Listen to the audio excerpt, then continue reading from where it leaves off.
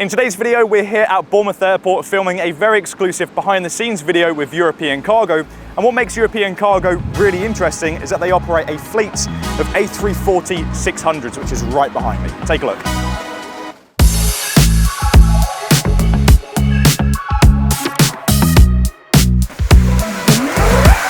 Bravo, permission to proceed to the main apron, please. Flying conditions should be generally quite a smooth flight. There are some thunderstorms en route. An unload of the aircraft takes around 2.5 hours. Loading of the aircraft, maximum of 4 hours.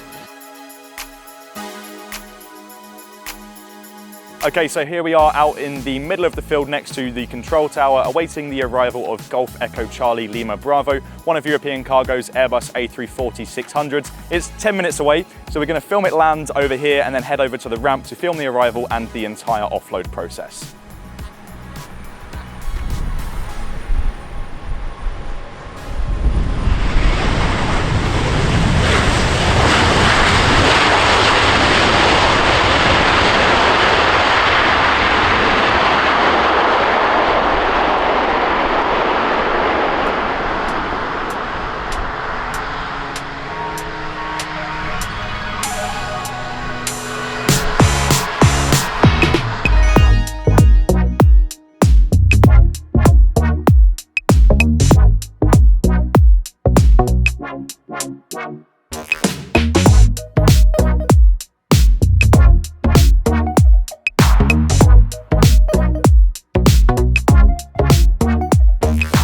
Hello, my name is Paul Craig, Ground Operations Manager for European Cargo, and welcome to this behind the scenes look at our operation.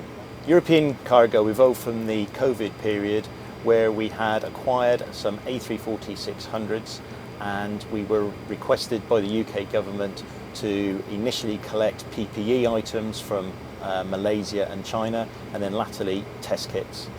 During the height of the operation, we were bringing in 1.9 million test kits per day into our facility in Bournemouth, and they were distributed to the NHS within 4 hours of landing.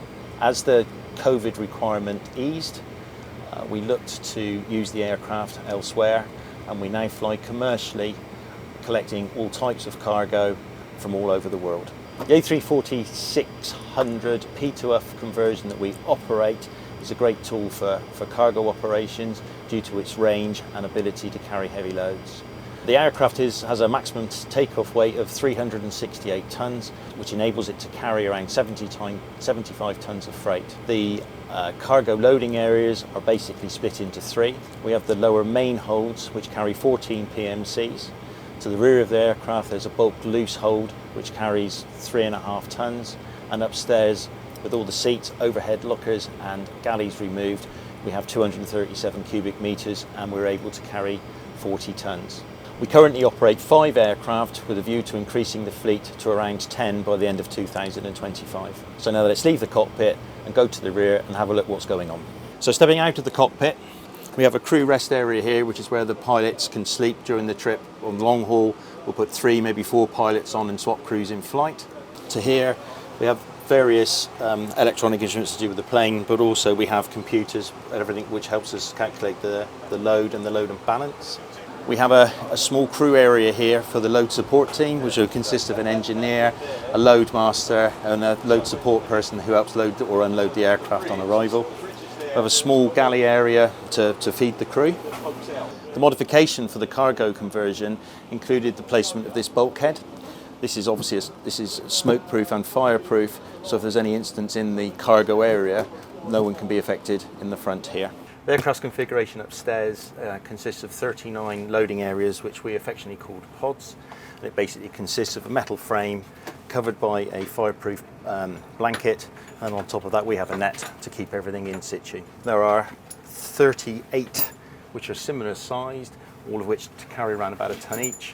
And then there's a larger one at the very rear that carries 1.8 tonnes. So when the aircraft lands, first thing the guys do is open up the pods, which they're doing now. So the nets come off and the front covers are lifted up out of the way to access the boxes. The aircraft is affectionately known as a P2F, passenger to freighter. So when the modification took place, obviously we took the seats, the overhead lockers and the galleys out. And part of the modification is we had to install smoke detectors throughout the cabin. The reason for that being is that on a passenger aircraft, the smoke detectors are actually the passengers. So we have to put in a special system with indication in the flight deck should a fire take place in flight.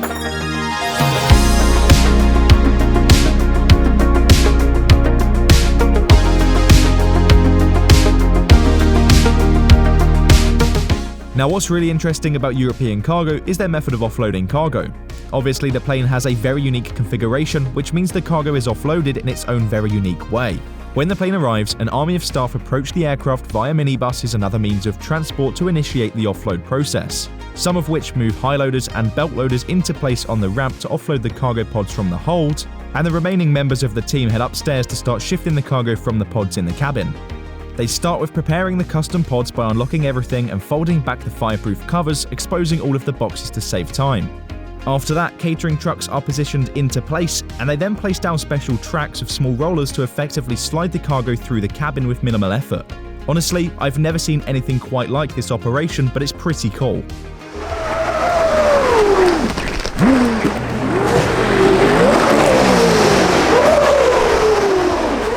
The boxes are then stacked inside the catering trucks and then moved to a different location on the airfield, which we'll take a look at in a few minutes. At the same time as all of this, the crew are downstairs in full force, shifting the cargo from the hold onto the dollies.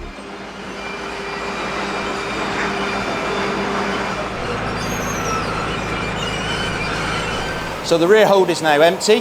This is the smaller of the two holds. This can carry a total of 6 PMCs, which are the pallets used to put the freight on. There's a roller system which moves the pallets up to the machine. When each pallet is put into position, these locks raise up so it can't move. From the rear cargo hold, we can also see through into the rear boat hold, which is where, as I said before, it carries loose boxes with a capacity of around 14 cubic metres and a weight of around about 3.5 tonnes. So now that the rear hold is empty, let's go back downstairs and have a look what happens to the freight once it's left the aircraft.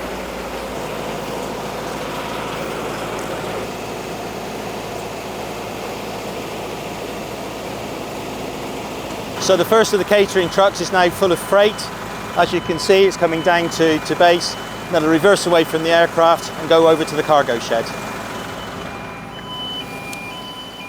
These cargo trucks then shift all of the cargo over to a unit on the airfield where the cargo is assorted onto crates, loaded onto different lorries, and then transported to their next destination, wherever that might be.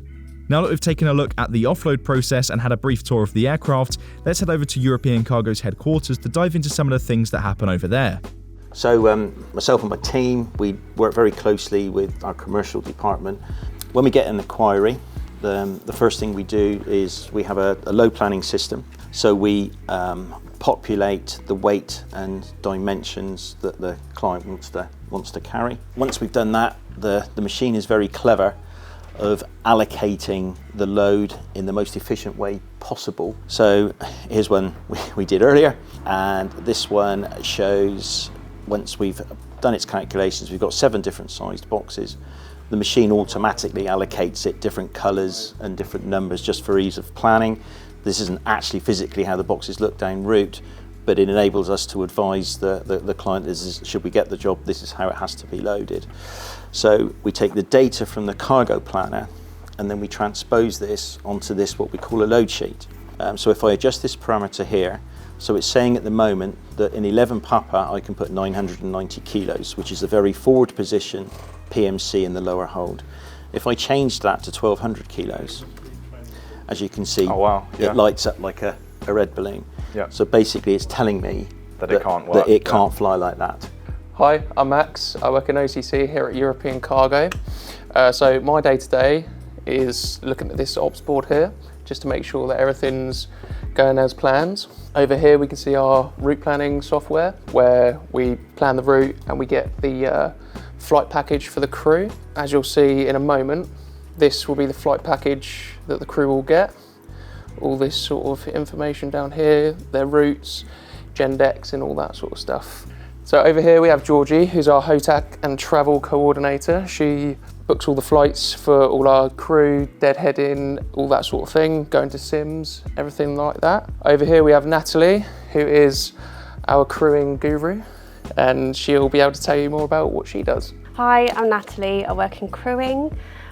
We oversee all the crew rosters for day-to-day and the future. So once we get the flights, the schedule from commercial, they'll go into the system, and then we'll build the routes and make sure the crew are legal for the flights and make sure that they are all where they're supposed to be. So that's all we do here at OCC. I'll pass you over to the crew briefing now. Okay, so it's the end of the day now and there's a departure scheduled around about 1 hour 30 minutes from now. So we're currently in the briefing room. We're going to go ahead and get some shots here of the pilots doing their brief. Then we're going to head airside and record the departure.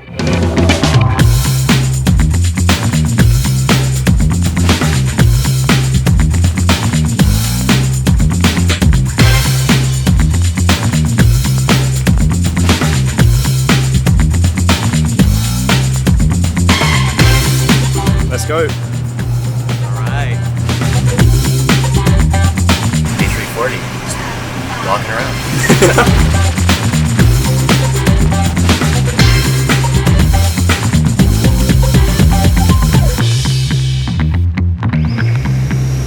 All right, so this thing is almost ready to depart, but we're just doing the walk around with the pilot. And look at this thing.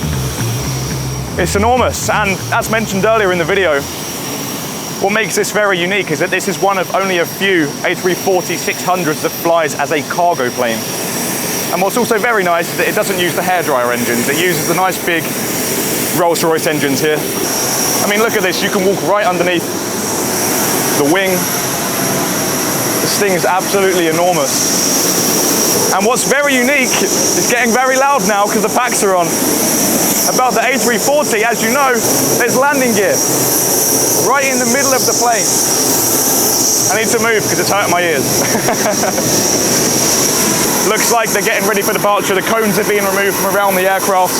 The ground power's been unplugged, the APU's running.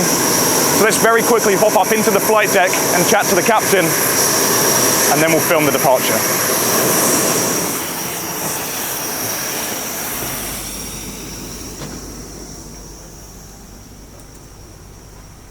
Morning guys, my name's Andrew Doig, one of the first officers at European Cargo. I'm first officer under training to become a captain, so it's one of my training flights today. Today we're flying from Bournemouth to Haikou in China. It's going to be 12 hours and 10 minutes flying time.